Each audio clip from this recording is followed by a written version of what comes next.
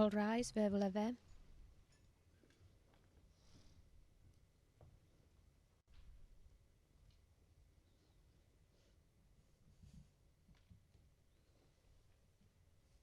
Please be seated. Veuillez vous asseoir.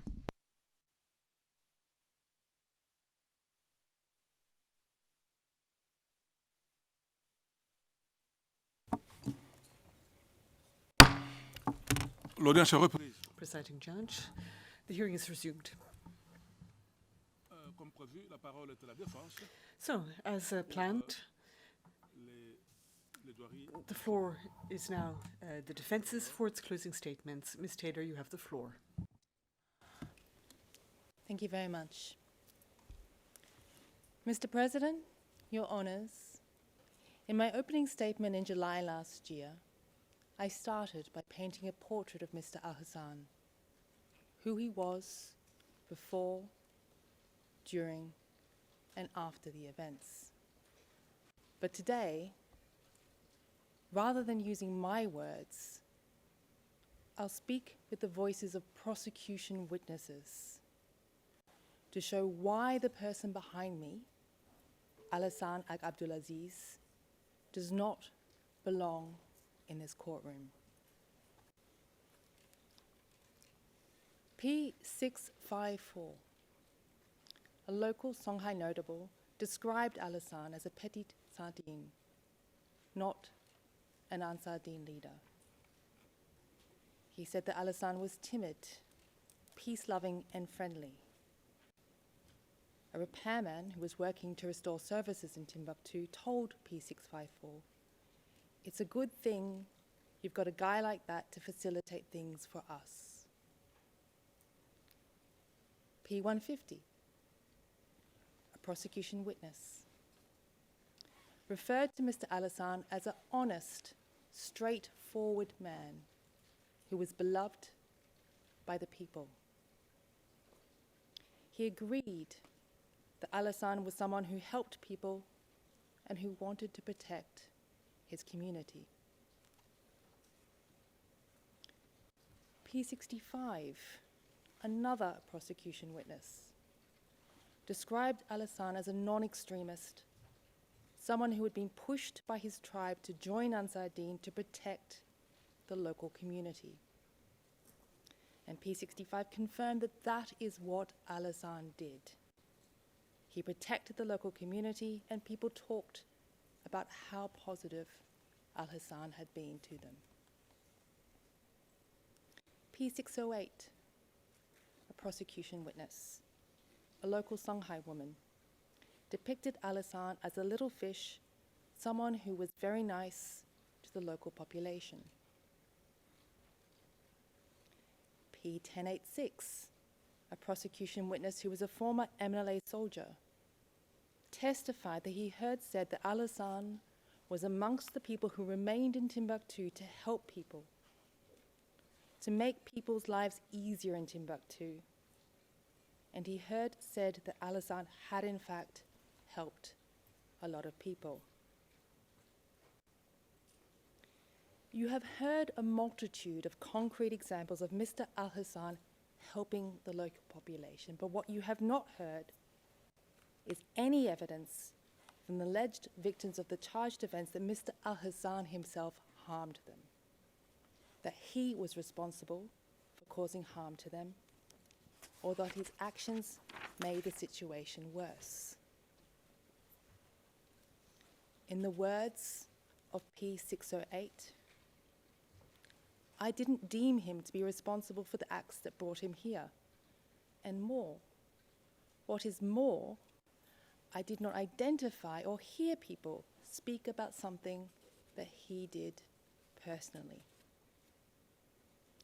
And that is the missing link. The link between Mr. Hassan's knowledge, intent, and actions, and the commission of the charged incidents which form the exclusive basis for your judgment. Today, I will show that for each month of the charged time period, the prosecution has failed to demonstrate, beyond reasonable doubt, that there's a culpable link between Mr. Hassan and the charged incidents. prosecution case on this point is like a Trojan horse filled with errors that come tumbling out as soon as you look at them more closely.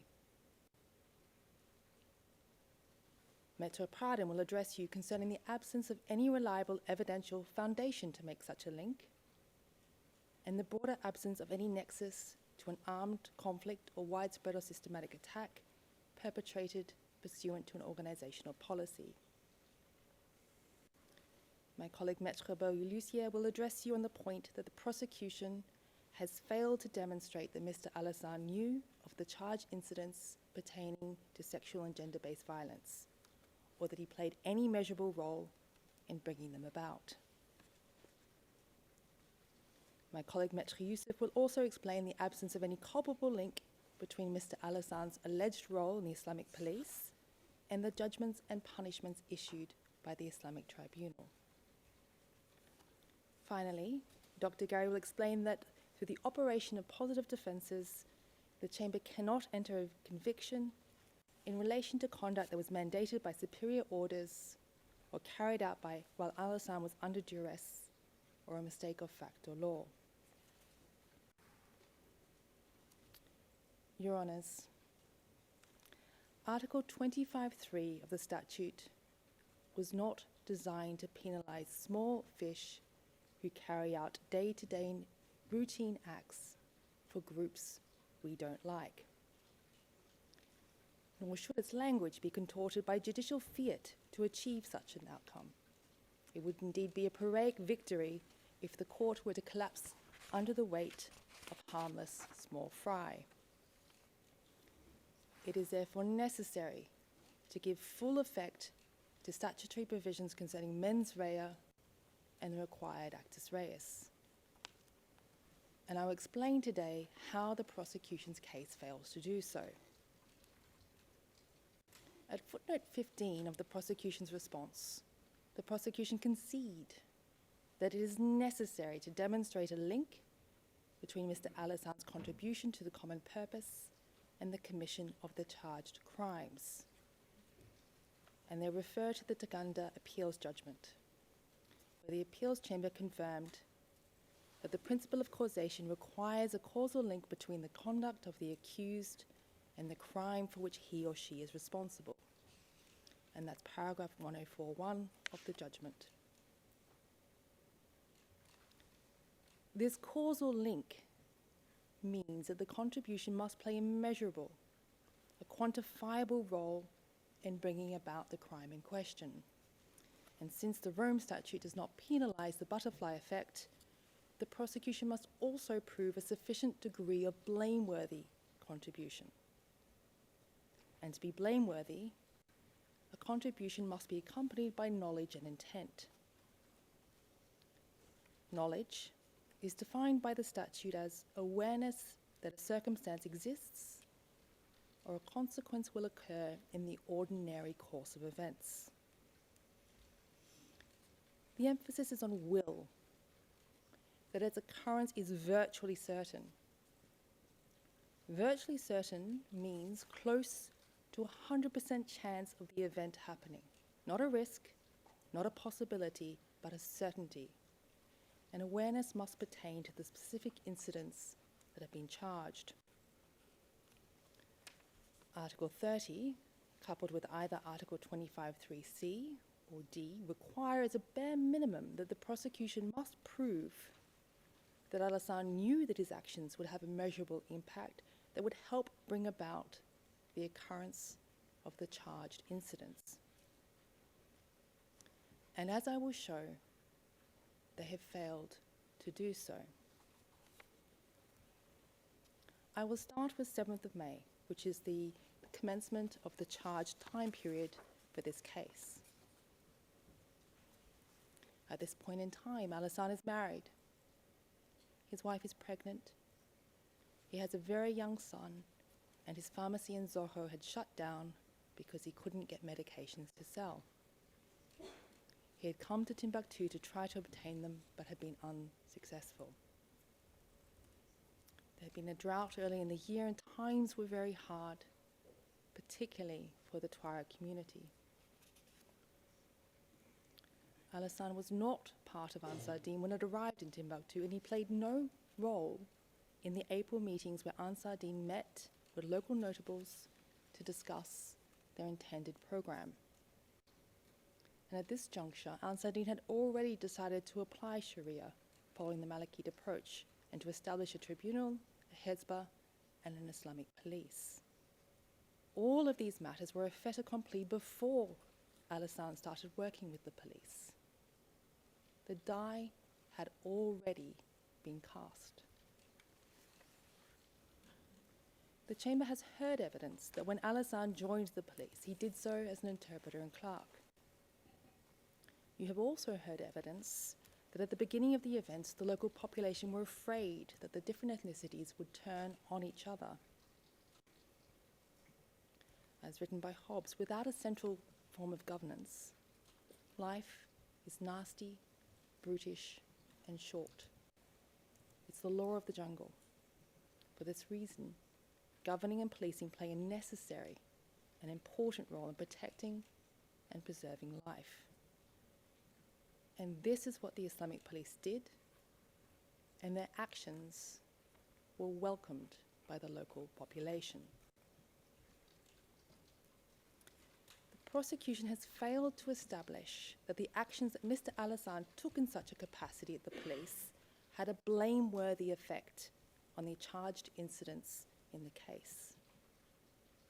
Instead, they've used a smoke and mirrors approach, placing significant emphasis on irrelevant or unproven claims, and even those which are patently untrue.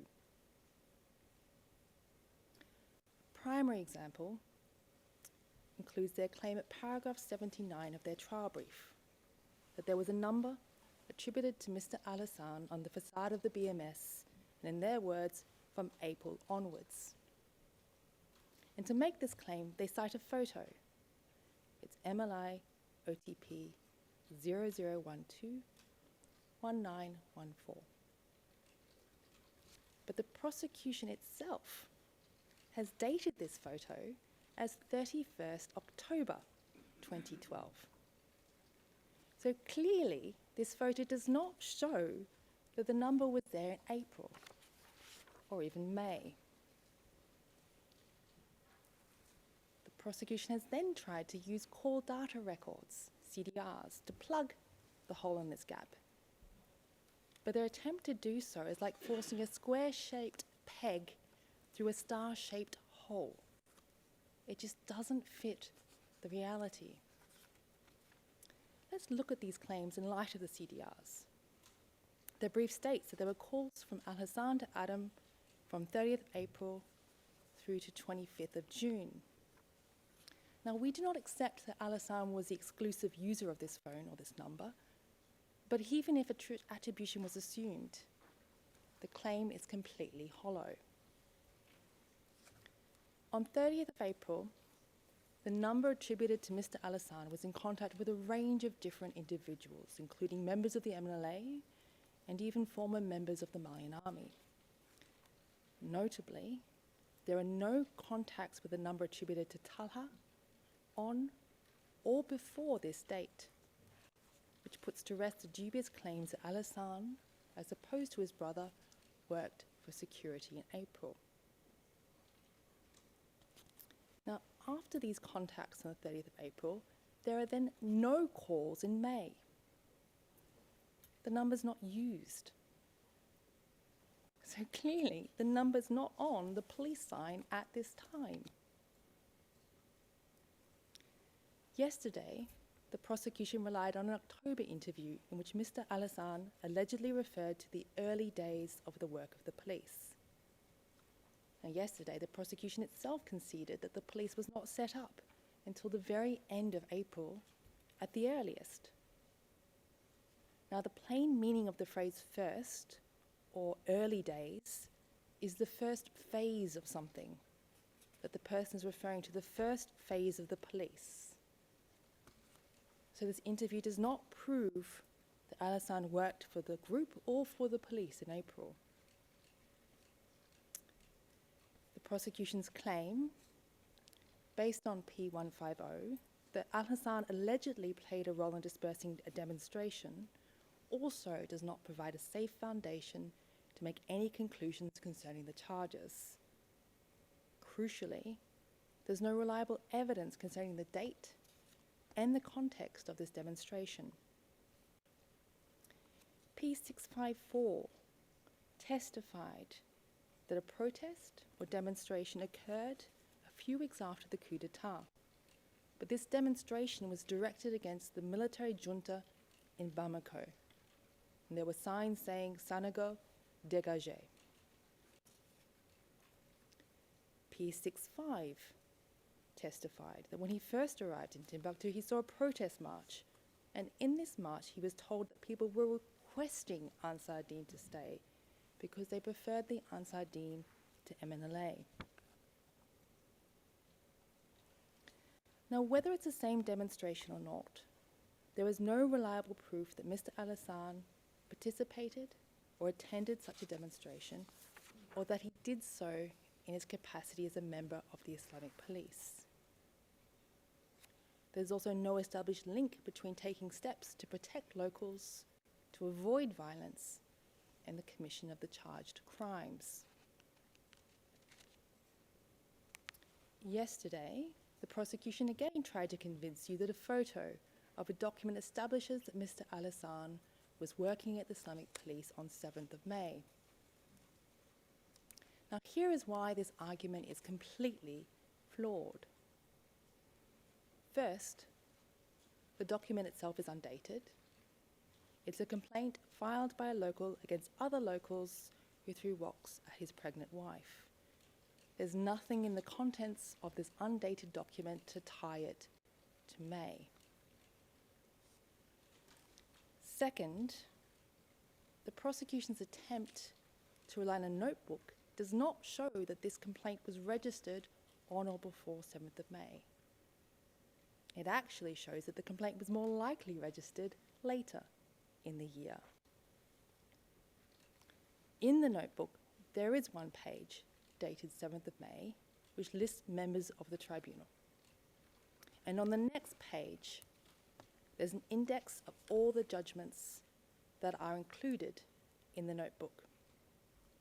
But this index contains cases that were heard up until November, not just 7th of May. And it's possible to see from this notebook that the case concerning the pregnant woman was heard by the tribunal between the months of September and November. And you can see this by going to page 0001, 7398, where you have a judgment dated 21st of September 2012. On the next page, 7399, we have the notes concerning the deceased pregnant woman. And then on the next page, that's 7401, we have a judgment dated 9 November 2012. Mr. President, Your Honours, the link is missing. There is no link between this case, this document, and what was heard later in the year, and the date of 7th of May. The prosecution made an arbitrary connection between one item and another without any foundation to do so. And this is emblematic of their approach to evidence and their approach to the charges. The prosecution's next attempt to place Mr. Al-Hassan at the police in May is based on evidence from P114 concerning an alleged encounter with Al-Hassan that supposedly took place on 19 May 2012. But once again, the link is missing. The attempt fails at the first hurdle because when P114 testified under oath, he explicitly said that he did not remember the date of this alleged meeting. Prosecution has then claimed that this meeting is tied to a judgment dated 21st of May. But again, the link is missing. In his evidence, P114 describes seeing Tuaregs speaking Tamashek at the BMS. The judgment of 21st of May relates to Ould Mohammed Lamine, Khaled Ould Imedat, Zaid El Abedin, Boubacar Ould Amid, and Issa Ould El Khadi. These are Arab names, and Arabs and Tuaregs are not the same. This judgment does not have any proven connection to P114's account. P11's account is also fundamentally lacking in credibility. When he testified, P114 was unable to identify Al-Hassan. He was even unsure of his ethnicity. When he was first interviewed by the prosecution, he even failed to mention that he met Al-Hassan. When asked on the stand to explain why he had failed to mention this interaction, he claimed that it was because he didn't know the name of the person he had met, and it had slipped his mind because it was a trivial encounter. P114 only remembered this name he didn't know after he looked up information about the case on the internet, after Al-Hassan's arrest. And after this exposure to the prosecution's allegations against Al-Hassan, P114 also changed his evidence to pin the title of police commissioner on Al-Hassan, even though he had previously told the prosecution that it was Adam. There's more to this tale. Towards the end of 2012, P114 had described an Algerian commissioner called Hassan, who had only just replaced Adam. When asked in court to explain why he had described Hassan as Algerian, P114 testified that at that time he had not yet met Hassan.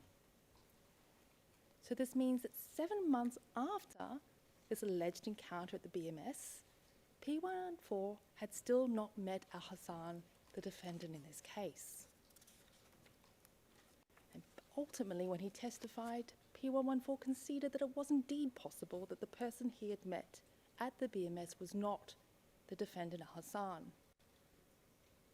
And that, Your Honours, is the only reasonable conclusion you can reach based on these twists and turns, that P114 did not meet Al-Hassan at the BMS.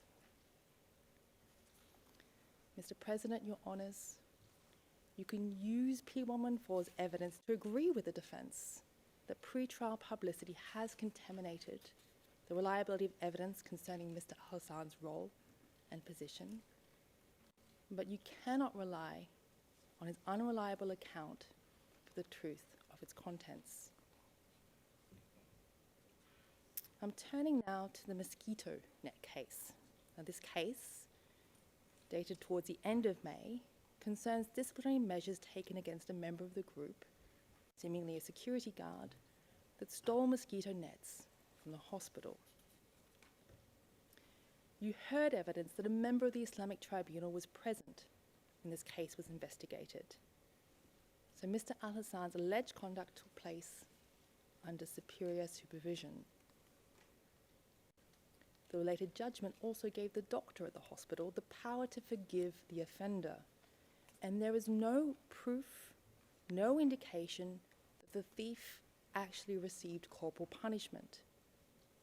Indeed, to reach such a conclusion, you would need to make a positive finding that the local doctor approved it. And there is, Your Honours, no evidence to that effect. And if there's no proof of punishment, there's no proof of any crime. The report does not demonstrate a culpable link between Mr. Al-Hassan and the commission of charged crimes. It does, however, show Ansar Deen working hand in hand with locals to ensure the health of the local population and the proper functioning of key institutions like the hospital. I'm turning now to June. And in June, and for the entire period when Adam was the Emir, the evidence shows that Al-Hassan acted as an interpreter and administrative clerk. Each evidential item or incident relied upon the prosecution concerning this month either fails to establish the contrary or fails to demonstrate that Mr. Al-Hassan made a culpable contribution to the charged incidents. And I'll start with a video that was filmed around 11th of June at the police station. This video is a wholly unreliable foundation for factual findings. It was taken by someone who never testified, so we have no evidence concerning the circumstances in which it was filmed, and there's no evidence concerning the identity of the persons in the video. The transcript of the video is blank, so we don't even know what is being said or in which language. By introducing this decontextualized video, the prosecution are asking you to speculate about what is being said and why it's being said. In the absence of a transcript, in the absence of any evidence concerning what was happening, you cannot conclude that this video shows Hassan settling a dispute. We simply don't know. A conviction cannot be based on a guess or a mere hunch. It is possible to see from the video that the two individuals are not handcuffed. It's been filmed from another room, so the door's open. The person alleged to be Hassan is not armed. This is not an arrest. It is not a detention, and there's no apparent link to charged crimes. At its highest, this is a video of someone alleged to be Hassan and two unidentified persons who are engaged in a consensual conversation. It shows that locals chose to bring issues to the Islamic police, showing that the local population considered the presence of the police to be a positive contribution to their security and to their welfare. I will turn now to the debt document dated 19th of June 2012. This document also is not what the prosecution claims it to be. As explained in our brief, the prosecution's description does not match reality. Stamp is not signed, stamp is upside down, leading to the more reasonable inference that it bled through from another document. The judgment concerning the debtor also refers to the creditors coming forward to the tribunal. That's MLI OTP 0078-0197. This wording, that they came forward to the tribunal, along with the evidence of a key prosecution witness, buttresses the reasonable conclusion that the debtor brought this matter himself to the tribunal. The fact that this matter was brought to the tribunal also shows that the police did not have the power to resolve disputes on such matters. At its highest, this debt document only indicates that two individuals witnessed a contractual agreement to repay a debt. And after the debtor failed to pay, the creditor toddled off to the tribunal. The tribunal then approved a repayment plan between the complainant and the debtor. And you can see that repayment plan in MLI OTP 0078-0476. Mr. President, Your Honours, this debt document does not prove any culpable link between Mr. Hassan and the crime set out in the Rome Statute. At its highest, it does, however, show the system of Islamic law being used to resolve disputes in a manner that avoided violence, and in a manner that had been used before, during, and after 2012.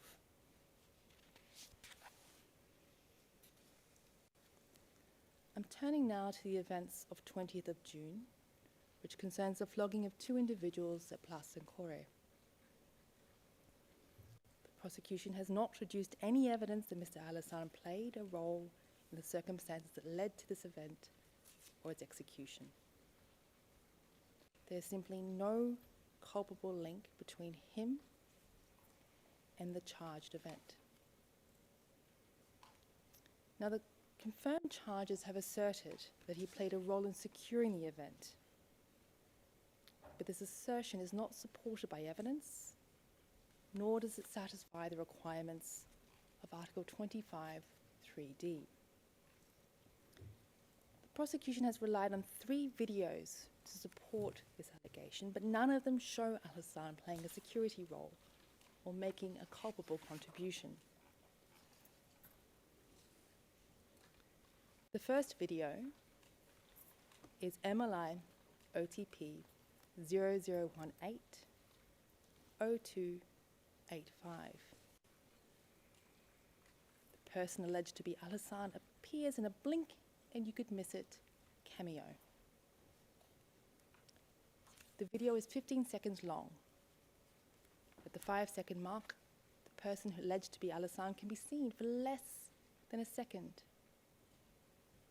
He's not walking in the direction of the person who is flogged.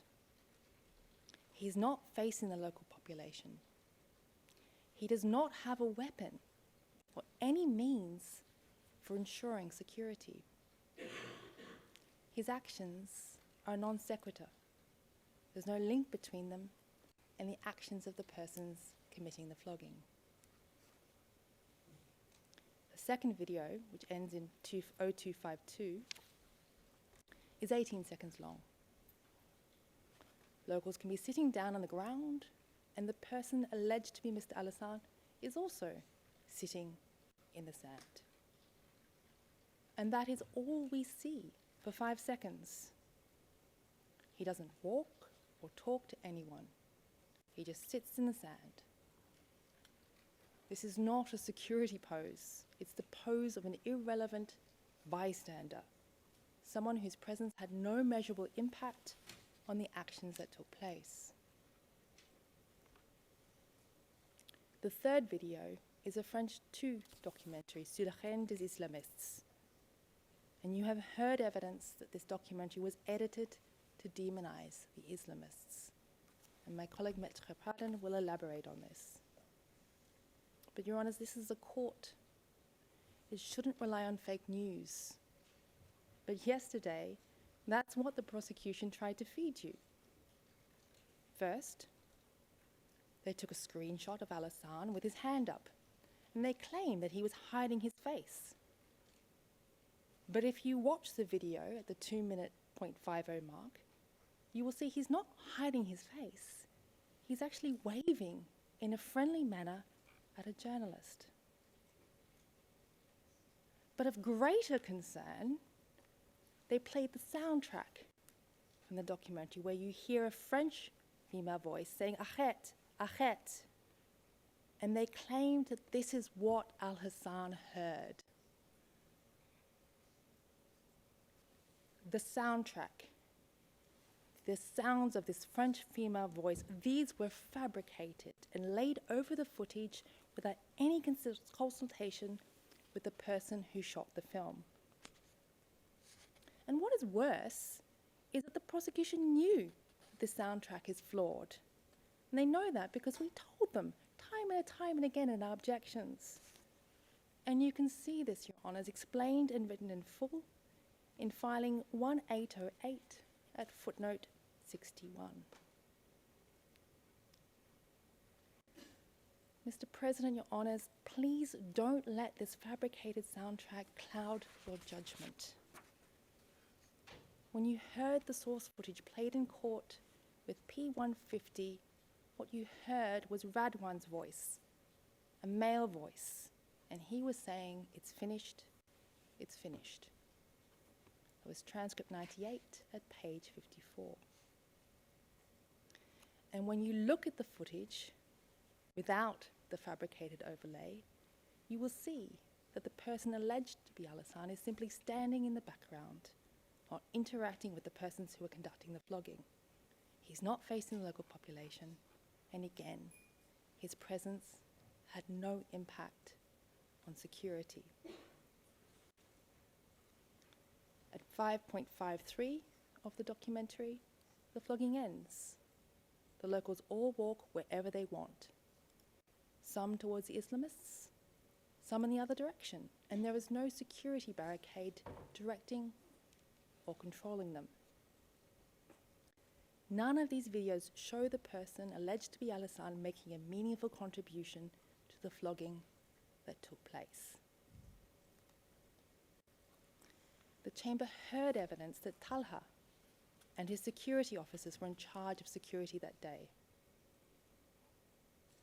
The chamber also heard evidence that the head of Hezbollah was in charge of overseeing the floggings, ensuring they complied with Islamic law. The highest member of the Timbuktu High Islamic Council, Grand Imam Sayuti, attended the flogging, sitting next to Hooka Hooka. As P150 testified, the locals freely attended as if they were in agreement. In this backdrop, Mr. Hassan is at most a fly on the wall. The flogging would have taken place in exactly the same manner if he was there or not. There's no basis to conclude beyond reasonable doubt that he made a meaningful and measurable contribution to the incident. The presence and oversight conducted by Hezbollah does, however, create a reasonable foundation for someone in his shoes to believe that the punishment was properly decided and issued in accordance with Islamic law. I'm moving on to late June, and we have explained in our response why the claim that Hassan drove an unarmoured car through a metal gate to check for mines is completely implausible and controverted by the body of evidence before you. The claim is not probative of guilt. It's just an example of throwing lots of random claims at the wall and hoping something sticks. So this brings us to July. And it's important to pause and focus on context. After the MLA left the airport, many former members of the MLA joined Ansar Dine. And you heard evidence they did so because there was no other choice for Tuaregs in or around Timbuktu. In July, Hassan's wife would have given birth to their daughter Layla, making it practically impossible to traverse the dangerous route to Mauritania. Prosecution witness P582 gave evidence that demonstrates that once you started working with Ansar Dine, leaving the group was not an option. P582 had arrived in Timbuktu at this point and joined the Islamic police. When he asked to leave after a couple of weeks, he was advised that the Malian army would arrest him, a sure pathway to torture or death. When he asked a bit later if he could leave to collect his family, his request was denied and he was forced to do military training. The prospect of being tortured or killed by the Malian army, this wasn't hypothetical. This prospect existed from the beginning until the end of the charged offence. And throughout this trial, the prosecution heard multiple prosecution and defence witnesses describe what P65 termed the ethnic cleansing of Tuaregs. Even civilian Tuaregs who were fleeing Mali were targeted. P1086 described to you the torture of 2 Tuareg companions who were captured by pro-government militia while attempting to reach refugee camps. The chamber also heard evidence that even if Hassan managed to avoid the army, even if he managed to survive this dangerous route, he would not have been allowed access to the refugee camps as a former member of Ansar Dine.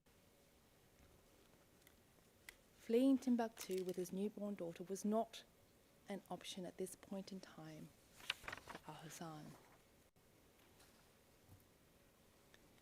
Prosecution has not shown that Al-Hassan freely contributed to the commission of crimes in this month.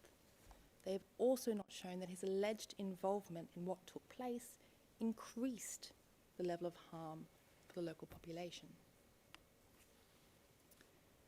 Now, yesterday, the prosecution once again showed a heavily edited and spliced video of a flogging of 2 males. And they have asked you to reach conclusions based on speculation. Now, you've heard evidence from P65 that what you see in these videos is a puzzle where all the pieces have been rearranged. And you don't have the original unedited footage to see what has changed and what is missing. And after almost 10 years of investigations, the prosecution has not brought you any untainted evidence that would allow you to reliably reconstruct these events. We don't have a report. We don't have a judgment. The prosecutor still hasn't ascertained the names of the people who were flogged. So there's no foundation to ascertain whether they were civilians or Islamists or persons who accepted the Sharia. And when describing this flogging in his notebook, P4 seemed to characterize the event as having been purposefully constructed. He wrote that Al Jazeera journalists were in town and were there to fix activities and show that Sharia was in application. P4 further wrote that the Islamists gave the 2 flogged individuals a significant sum of 50,000 CFA. And that's at page 0678 of the transcript of his notebook. Now, rather than conducting an independent and impartial investigation into this incident, the prosecution has instead based their case entirely on broken up footage and broken memories from a broken man.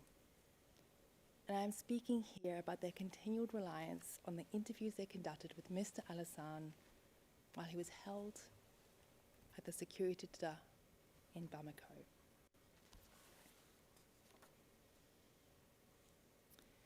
The prosecution investigators asked him about this incident on 2nd of October. It was a 2-day session. At the start of these sessions, he told the prosecution he was still held incommunicado.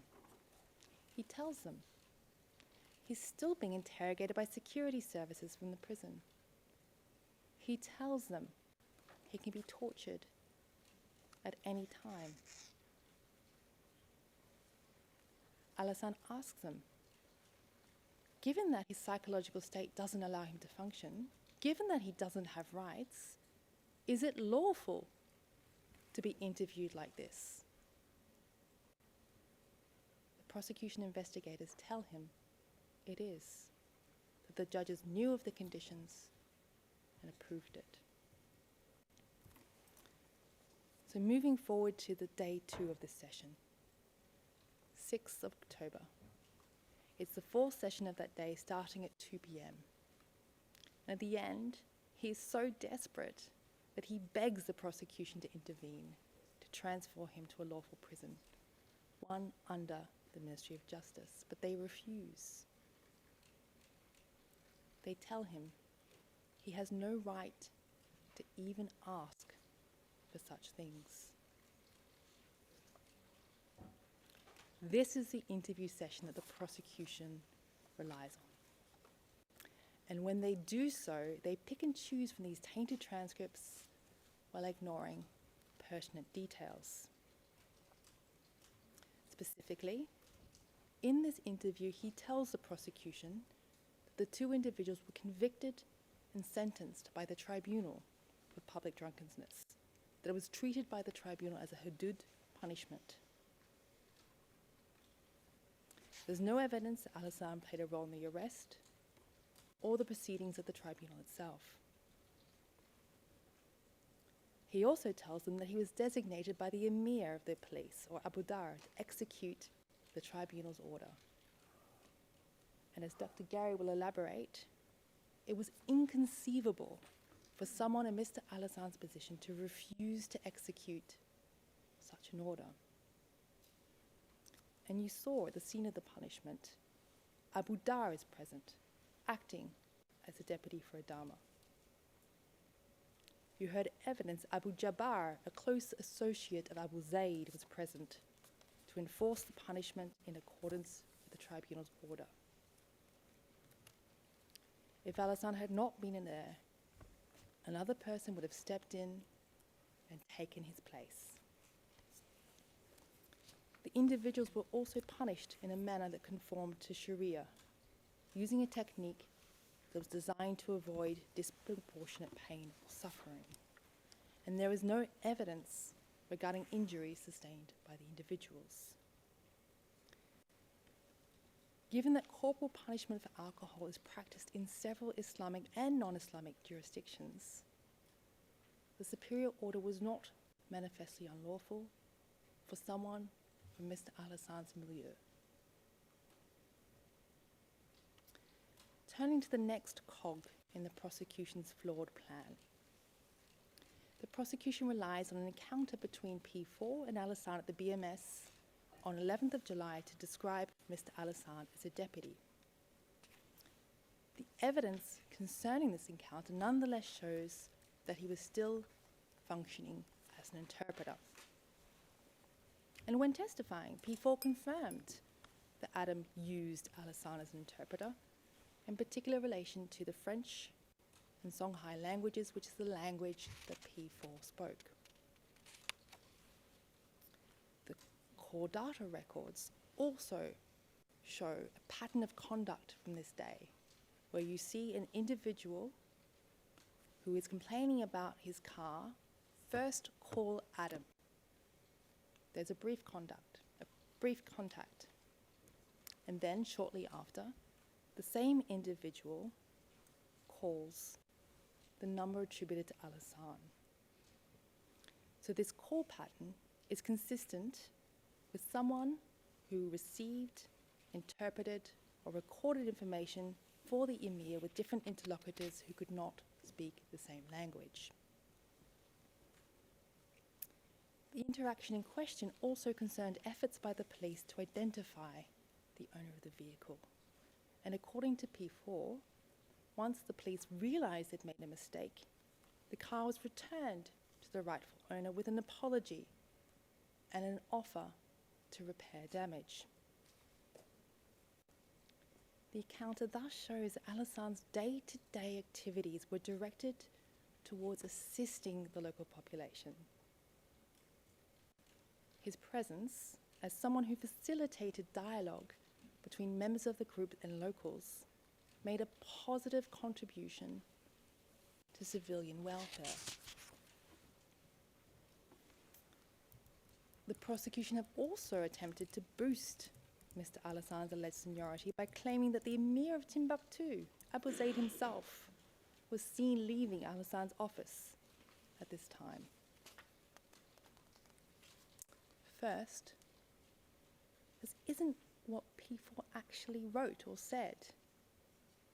He wrote that Abu Zaid left the office of the commissaire, and when he testified, he confirmed that it was Adam.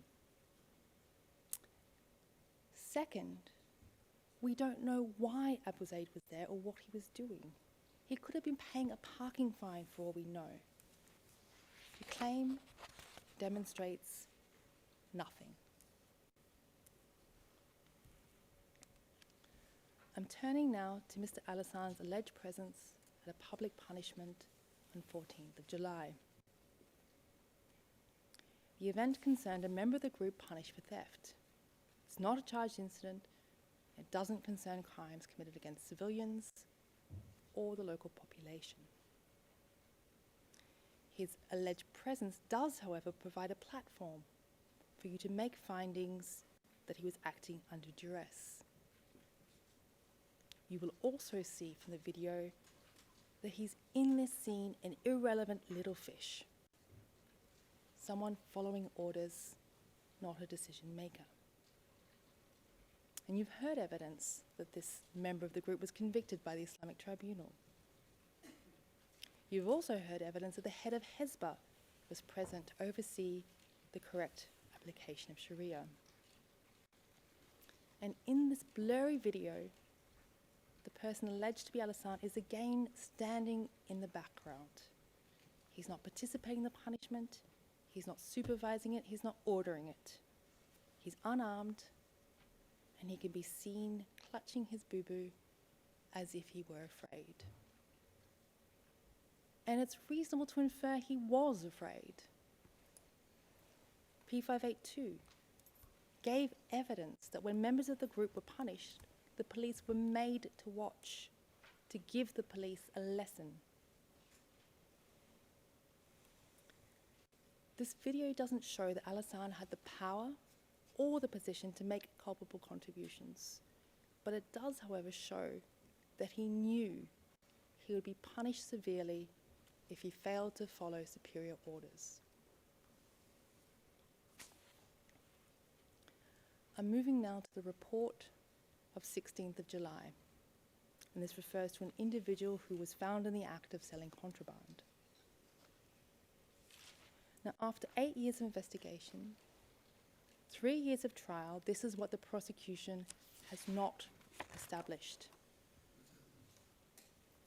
First, they have not adduced any evidence as concerns who arrested this person. There is, moreover, no proven link between this arrest and Mr. Hassan.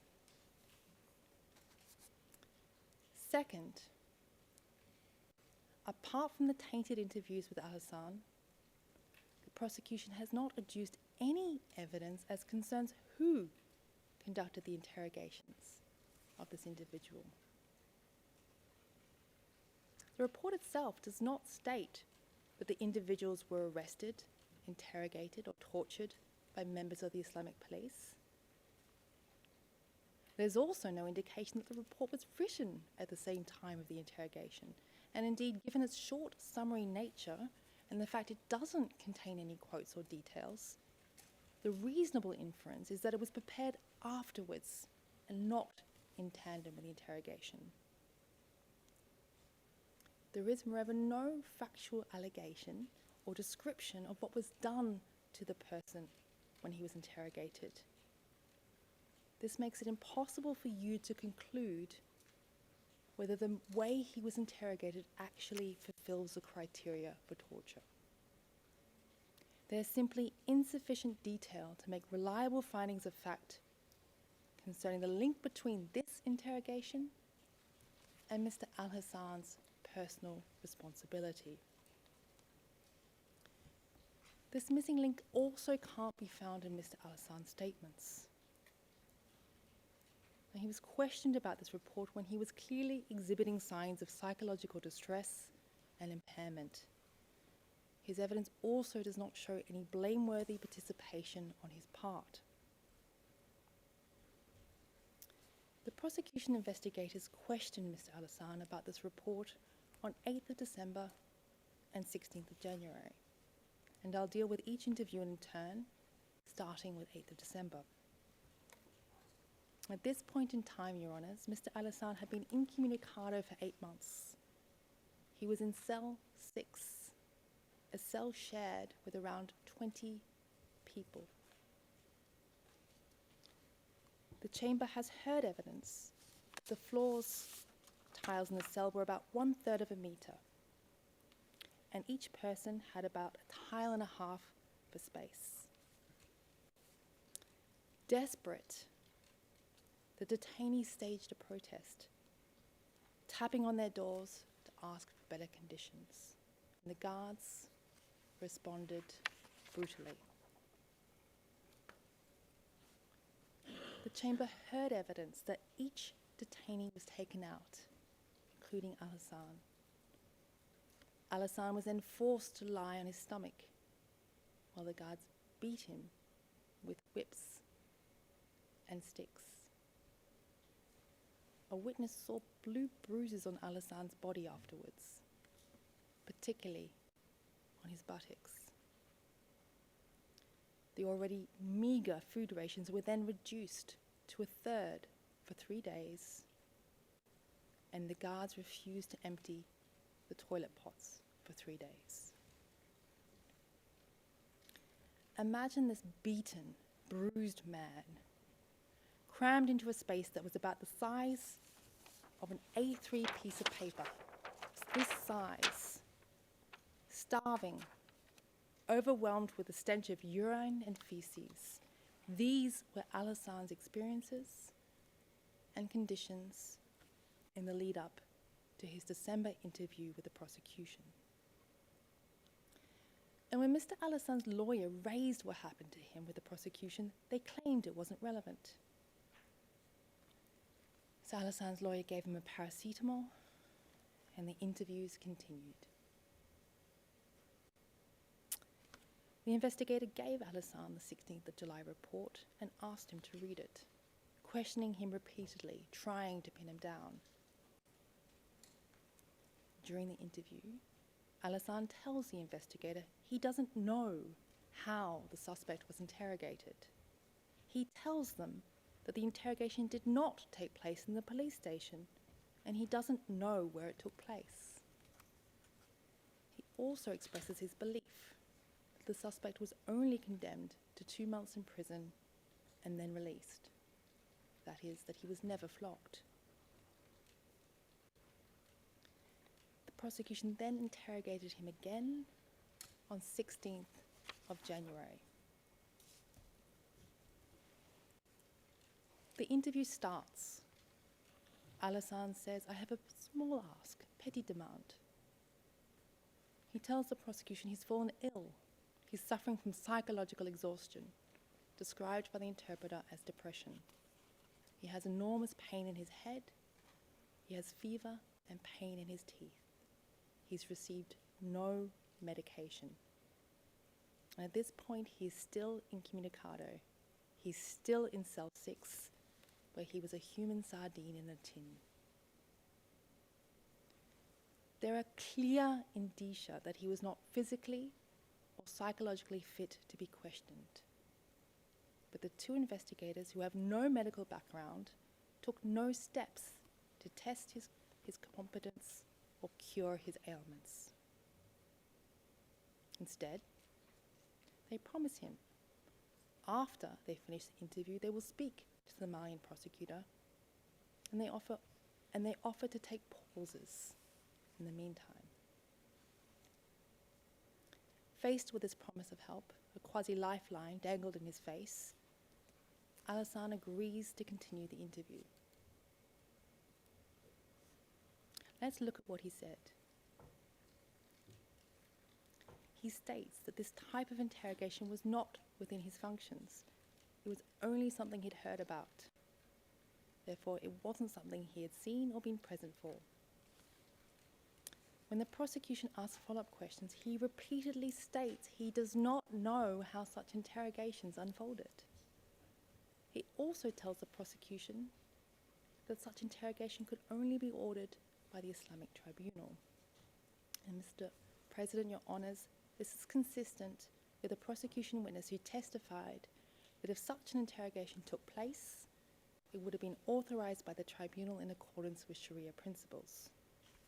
That was transcript 95, page 140.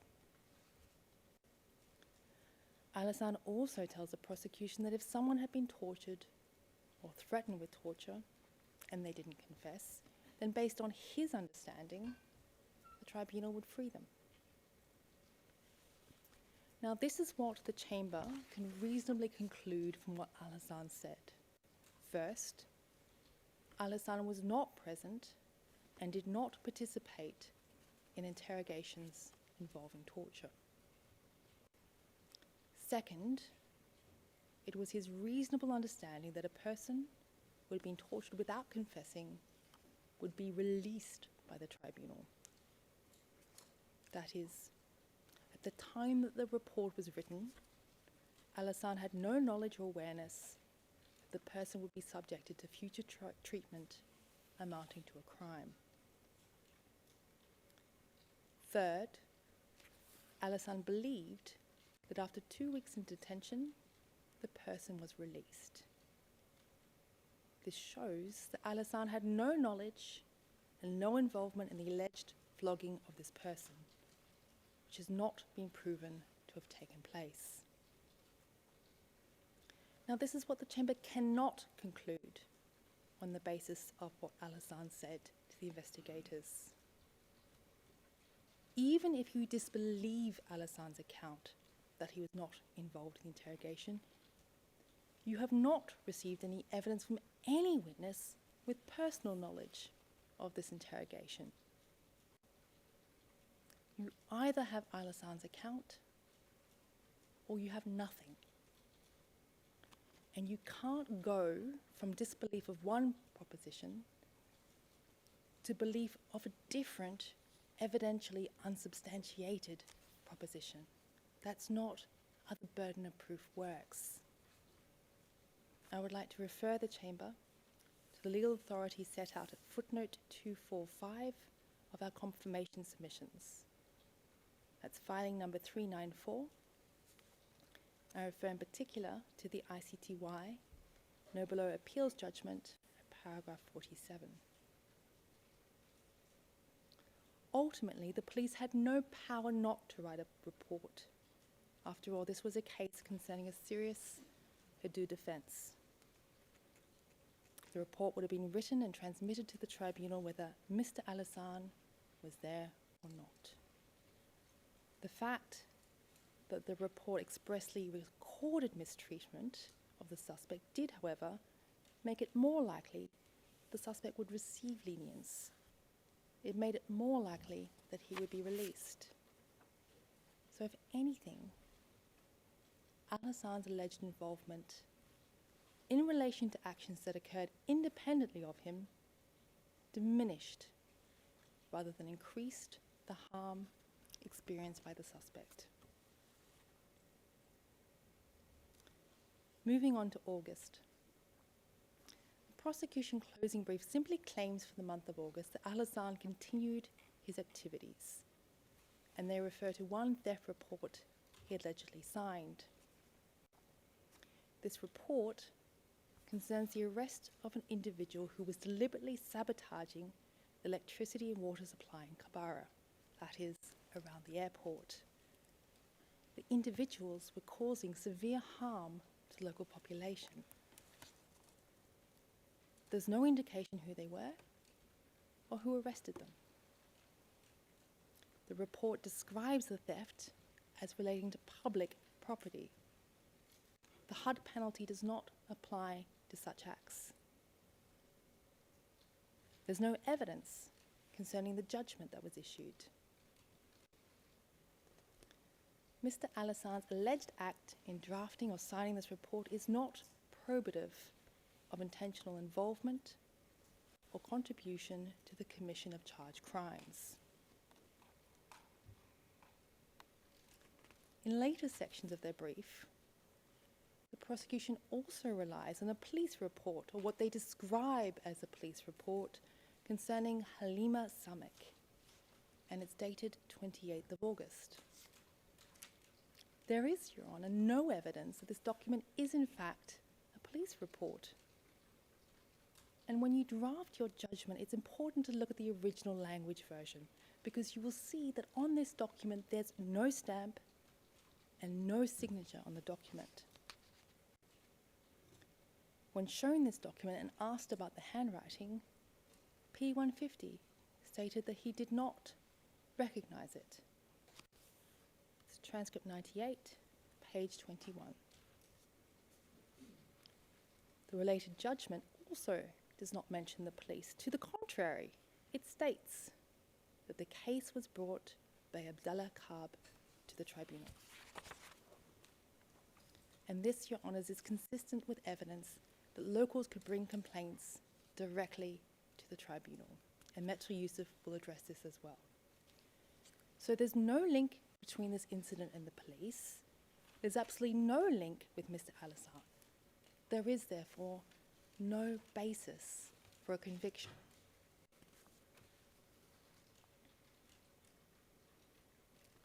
Turning to September. The prosecution starts the month of September by relying on crisis committee notes written by one person who did not testify in relation to a meeting conducted by another person who did not testify. The precise contents of the meeting, the degree of specificity of the matters raised during the meeting are unknown. The identity of the agents discussed during the meeting is unknown. And although the notes are dated 9th of September, we actually have no idea when the meeting took place.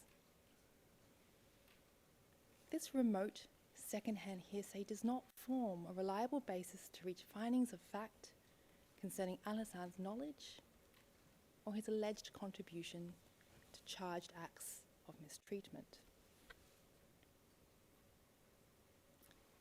Even if the Chamber were to assume that Mr. Hassan was at this meeting, and even if we were to assume that the locals had correctly identified the agents as police officers and not members of Hezbollah, this note, this remote second-hand hearsay does not prove that Hassan played any role in their alleged misconduct, nor does it prove that he had knowledge of future acts of misconduct. The Chamber has received evidence that Mr. Hassan was with his family in Zoho from 14th to the 20th of August. This includes the 27th day of Ramadan, and this is a date which, according to the prosecution, locals complained that members of the group acted improperly. So Hassan was not in Timbuktu at the time. The Chamber has also heard evidence that the Emir, Abu Zaid and Sander, received these complaints. The Emir apologized, he provided compensation, and he issued specific directives to the police and the Hezbollah to ensure the proper treatment and protection of the local population. The offending officers were also disciplined. So the prosecution has not demonstrated that Hassan participated in or contributed to the alleged events on 27th day of Ramadan. And afterwards, given that the leaders responded positively to complaints, given that the offending agents were disciplined, there is no foundation to conclude that Hassan knew that it was virtually certain that police officers would commit exactions against locals in the future.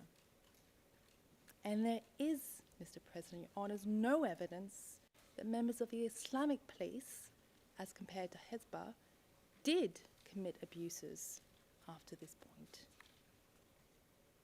Once again, the link is missing, and there is no basis for a conviction. Moving on. Prosecution refers to Mr. Hassan's alleged actions in signing a convocation, asking someone to come to the Islamic police. This convocation is not related to a charged incident, but it does, however, demonstrate that individuals and witnesses were requested to come to the police by a slip of paper, not by force. And Metro Yusuf will elaborate further on this point. So I'm turning now to the elephant in the room. September was the month where the only amputation took place. That is the amputation of Dedi Omaiga. The prosecution's claim that Hassan was involved in the first arrest of Dedi Omaiga is founded entirely on torture-tainted evidence.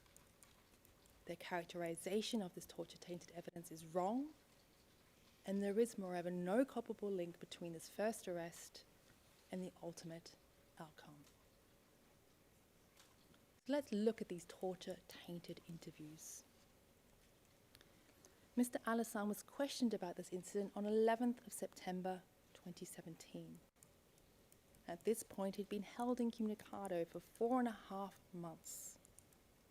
And just a reminder, under human rights law, anything longer than 10 days is considered akin to psychological torture.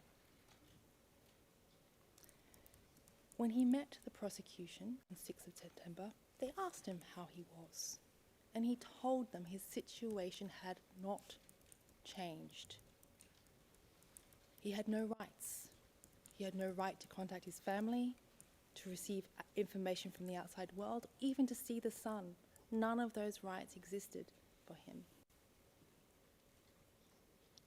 On 11th of September, he was in a cell with 12 persons, in cell 2. This was the same cell in which a detainee called Saeed had died. Saeed arrived in good health, but a few days later, after being beaten by guards, he died. This death happened just before Al-Hassan was brought into cell 2. And the chamber has received evidence that when detainees arrived at the security deta, they were told about other detainees who had died from torture. P582 told the prosecution that the security deta was a cemetery, a place where you died or became crazy. Al-Hassan was literally held in a graveyard at the point where he gave the only evidence relied upon by the prosecution to establish his involvement in the charges related to Dedi Omaiga. And my colleague Met Pradhan will explain why the chamber can't rely on this evidence. But even if you were to examine it, you will see that it does not create a culpable link. The case was not initiated by the police, nor did Al-Hassan play an intentional role in its denouement. As he explained to the investigators on the day in question, Adam passed by Mr. Al-Hassan's to take him to work. They then came across a group of locals who complained that a house had been robbed. The locals themselves were trying to catch the thief. And the thief was easily found because he had stolen bags of rice from his neighbor and left a trail of rice behind him before going to sleep. When Al-Hassan accepted Adam's offer of a lift to work, there is no way he could have known that it was a virtually certain occurrence that it would result in Dedi's arrest or his amputation. The chain of events was initiated by the local population. He was present by happenstance, and the prosecution has not established that his presence made the arrest more likely. Given the persistence of the locals, Dedi Omaiga would have been found and arrested whether Al-Hassan was there or not. At this point in time, there had been 7 judgments for theft issued by the Islamic Tribunal, and none of them had resulted in amputation or serious punishment. Al-Hassan's not a religious scholar, and there's no evidence that he knew that it was a virtually certain consequence the tribunal would issue a completely different punishment than had done so on all prior 7 occasions. There was also a rupture in the chain of causation between the civilian-initiated arrest and the ultimate punishment. This rupture, this intervening act, relates to Dedi's escape from prison with the rapist Bokar. And you've heard evidence that the local population was up in arms about Bokar's arrest or escape. A local journalist even complained that it wasn't the first time that prisoners had escaped from the Islamists. Following pressure from locals, the leaders posted a reward for the arrest of Bokar, the rapist. It turns out that Dedi Omaiga continued to associate with this wanted rapist and was then caught by a local. The local population then arranged for him to be rearrested. You have this evidence. Mr. Al-Hassan's alleged presence during the first arrest had no impact on the circumstances of his capture and no impact on his second arrest. There's not even any evidence that Al-Hassan was working or present in Timbuktu when the second arrest occurred. And according to the court data records, he was in Zoho between 9th and 10th of September, returning on the 10th. There's also no evidence Al-Hassan contributed to the proceedings before the tribunal in any shape or form. There's in fact no police report concerning this case. The judgment states the defendant confessed before the tribunal. It also states that the tribunal conducted its own inquiry into the circumstances. The judgment makes no reference to the police or a police report.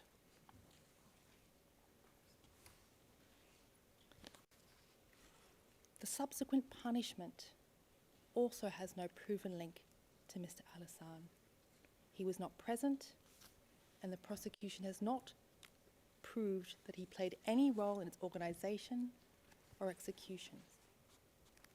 Now, the prosecution's closing brief claims that Adam and members of the police were present, but this claim is not correct or reliable. First, Adam wasn't even a member of the police at this point. Second, the reference to other police being present is based on the testimony of P654, who only identified one individual in a video. The presence of one alleged police officer in a scene of over 24 persons constitutes a negligible presence, with no proven personal link to Mr. Al-Hassan. There are also reasonable grounds to conclude that P654 was mistaken as concerns what he saw. This video forms part of a series of videos apparently shot on the same day. I refer you to transcript 128, page 85. Now, when a video from this series was shown to prosecution witness P150, he claimed to recognize himself in the video. P150 also testified that these images were filmed on the day of Musa's execution, not the amputation. That's transcript 89, page 128. They can't both be right.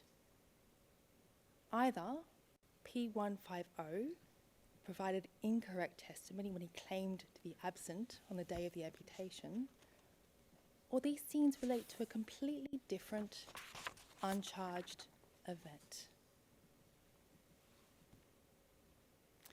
There were also no amputations after this case.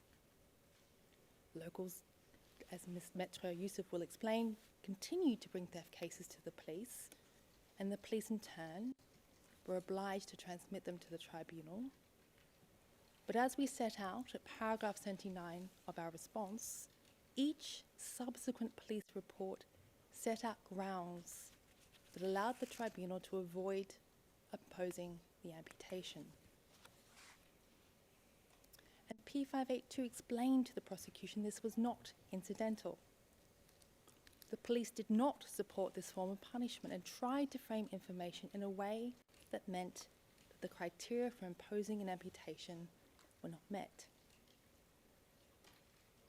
P582 gave the example of someone who was accused of stealing a weapon. And since the theft of public property doesn't result in amputation, the police claimed the stolen weapon was theirs. And when this didn't work, Al-Hassan suggested that they help the individual escape. Now, the prosecution has, of course, attempted to downplay Mr. Al-Hassan's considerable efforts to help the population by claiming he only helped this individual because this individual was a member of the group. But this claim does not match reality or the evidence in the case. The Chamber has evidence from P582 that Al-Hassan suggested that when P582 interpreted for locals, he should interpret in a way that helped or favoured the locals over the group. The Chamber also heard from D605 that Al-Hassan helped locals to obtain reduced penalties, in particular in the case concerning someone who is technically a slave. D272 also explained the assistance Al-Hassan provided to a local member of the Kel Inokanda tribe. Mr. President, Your Honours, the evidence shows that Al-Hassan's presence, his involvement in the Islamic police in September, continue to make a positive contribution to civilian welfare and not a culpable contribution to crimes. For the month of October, the prosecution tries to rely on a video interview filmed at the Gouverneur to establish his alleged involvement in incidents. But if you watch the video in context, if you read the transcripts closely, the evidence will actually lead you to the opposite result. The video is one of a series of videos. And while the prosecution report from P75 states the video ending with 3710 was filmed on 5th of October, the report also states the linked videos ending with 3712, 3714 and 3716 were filmed on 6th October at around 10:59, 11:50 and 11:58. And since the person in the video is wearing the same clothes, there's a reasonable foundation to conclude that the videos were all filmed on 6th October. Now, this date is important for a number of reasons. In particular, I'll start first with a video that was filmed on the 5th of October. That's video ending with 3724. When you listen and watch this video, you will see the person, the filmmaker in question. He was camped outside the Gouverneur. He was trying to bag an interview, and he runs into Sander. They discuss the fact that they've drafted questions. The speakers mention the press office, and they also mention the word or name Ahmed. Now, the chamber has heard evidence that an individual called Ahmed, that is Ahmed Al-Faki, was supposed to be the key subject of a documentary focusing on the role of Hezbollah. And in the documentary proposal, Hezbollah was described erroneously as the Islamic police. The chamber has also heard evidence that because of a car accident, Ahmed, the star, was convalescing. And the media office had been asked to propose a local Tuareg substitute, one who could presumably speak Arabic, which was the language of the original interviews conducted with Ahmed Al-Faki.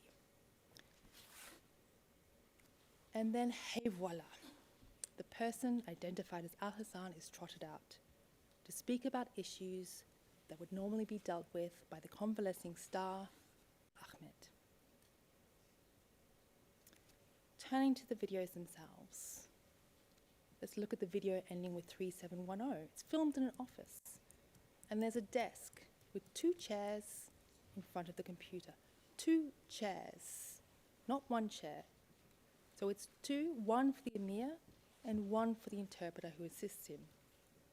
If this was Al-Hassan's desk, as opposed to one that was being borrowed for a staged film, there would be no need for 2 chairs behind this desk.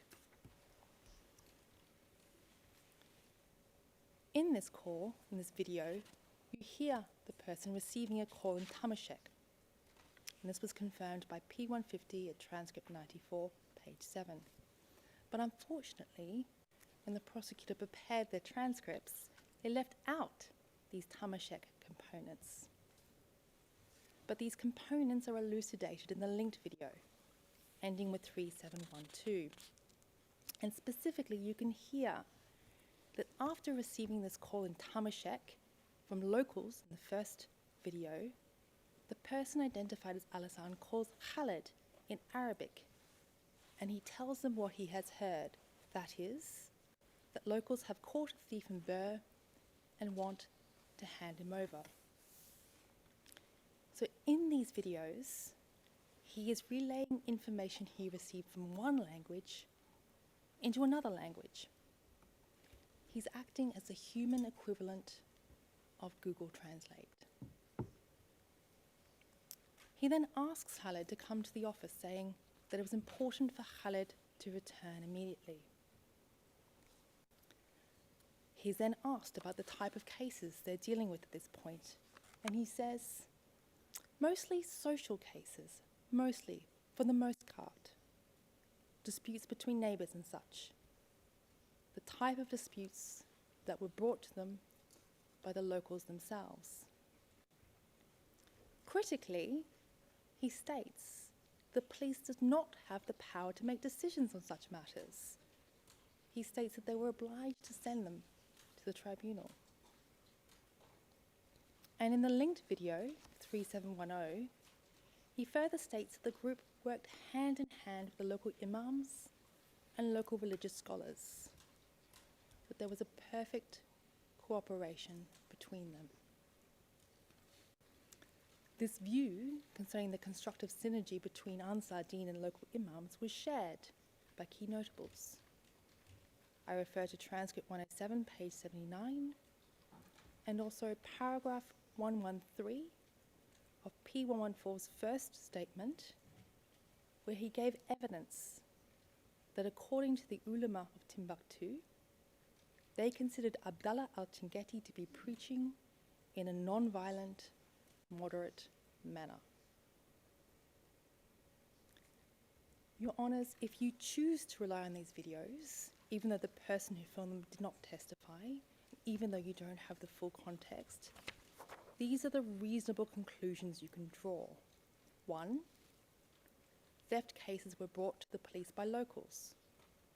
And this shows that the local population supported the existence of the police and the existence of a system regulating law and order. 2, when these cases were brought to the police, Mr. Al-Hassan is unable to deal with the cases themselves. He's neither the emir in name nor in practice. And this conclusion is corroborated by P582, who gave evidence that Al-Hassan refused to take decisions whenever Khaled was absent. 3, it's reasonable to conclude that the majority of police work was social cases brought by the locals. And this shows that the local population supported the work of the police. Now, yesterday, the prosecution told you the rules were enforced through violence and threats. But here, you see the opposite. The locals freely chose to bring these cases to the police. The fact that the police were preoccupied with such social and civil cases, it also shows that there was no nexus between Mr. Al-Hassan's daily work and the alleged armed conflict. 4, the police did not have the power to make decisions or determinations on such matters. When locals freely brought them to the police acted as a letterbox. They received them and transmitted them to the tribunal, which did have the power. And 5, the person identified as Al-Hassan expresses the belief that the group was working collaboratively in perfect cooperation with local religious leaders and notables. So this shows that Al-Hassan did not intentionally contribute to a system he knew to be contrary to local values or local wishes. Mr. President, I'm looking at the time. Is this a Tout à fait, Maître Taylor. Il est 13h01. You're correct, Ms. Taylor. It's Je pense qu'il est temps pour nous, 1:01 pour nous interrompre. and time for the break, I believe. Nous allons donc suspendre l'audience We pour shall la pause suspend déjeuner. the hearing now for the lunch Et nous break reprendrons and à 14h30 resume comme d'habitude. at 2:30 as usual. L'audience est suspendue. The hearing is All rise, adjourned. we will event.